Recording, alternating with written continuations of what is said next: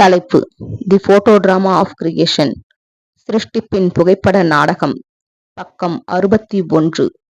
மரிக்கவில்லை, நித்திரையாயிருக்கிறாள்.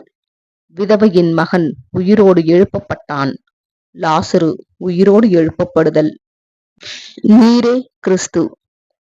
எவ்விருவின் மகளின் மரணத்தினால் அழுது புலம்பியவர்களை இயேசு கண்டு அவர்களை வெளியே நிற்கச் சொல்லிவிட்டு, இந்த பிள்ளை மரிக்கவில்லை, நித்திரையாயிருக்கிறாள் என்று கூறினார்.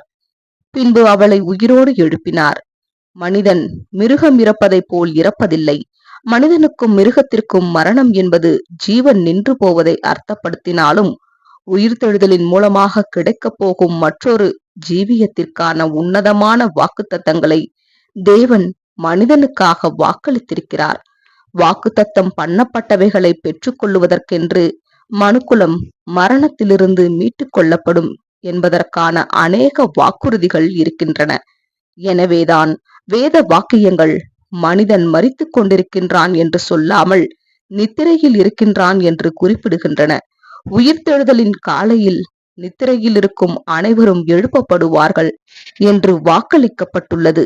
பிரேத குழிகளில் உள்ள அனைவரும் அவருடைய சத்தத்தை கேட்கும் காலம் வரும். அப்பொழுது சிலர் தற்காலத்தில் உண்மையுள்ளவர்களாயிருப்பதற்கான வெகுமதியாகிய நித்திய ஜீவனை அடையும்படி எழுந்திருக்கிறவர்களாகவும், மற்றவர்கள் தங்களுக்குரிய நித்திய முடிவை தீர்மானிக்கும் ஒரு சோதனையை அல்லது நியாய தீர்ப்பை அடையும்படி எழுந்திருக்கிறவர்களாகவும் புறப்படுவார்கள் என்று இயேசு அறிவித்திருந்தார். யோவான் 5:28-29 வசனங்கள். மார்த்தாள், மரியாள் என்போரின் சகோதரனாகிய லாசருவை இயேசு உயிரோடு எழுப்பினார். மேலும் பெத்தானியாவில் உள்ள இவர்களுடைய வீட்டில்தான் அவர் அடிக்கடி தங்கினார். லாசரு கடுமையான நோய்வாய்ப்பட்டிருந்த போது அந்த சகோதரிகள், ஆண்டவரே, நீர் சிநேகிக்கிறவன் வியாதியாயிருக்கிறான் என்று அவருக்கு செய்தி அனுப்பினார்கள். ஆனால் லாசரு மரிக்கும்படி அவர் அனுமதித்தது அவர்களுக்கு ஆச்சரியமாக இருந்தது.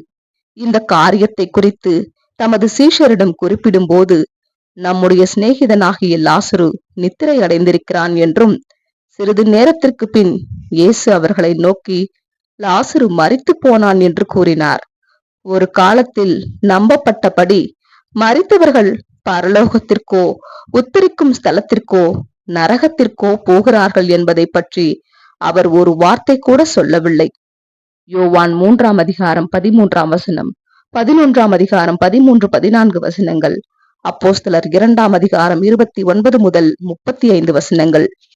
நித்திரை என்ற வார்த்தை நீண்ட காலமாக மரணத்திற்கு அடையாளமாக பயன்படுத்தப்படுகிறது. ஆபிரகாம் தன் பிதாக்களோட நித்திரை அடைந்தார். ஆனால் அவருடைய பிதாக்களோ விக்கிரக ஆராதனைக்காரர்களாய் இருந்தவர்கள். பரிசுத்த பவுல் இயேசுவுக்குள் நித்திரையடைந்தவர்களை குறித்து சொல்லும் போது, நாம் எல்லோரும் நித்திரை அடையவில்லை என்று சொல்லுகிறார். அதாவது மேசியாவின் ராஜ்யம் ஸ்தாபிக்கப்படும் வரையில் உயிரோடு இருப்பவர்களை இங்கே குறிப்பிடுகிறார். மேலும் அவருடைய ஆளுகையின் ஆரம்பத்தில் முதலாம் உயிர்த்தெழுதல் நிகழும் என்று நமக்கு சொல்கின்றார்.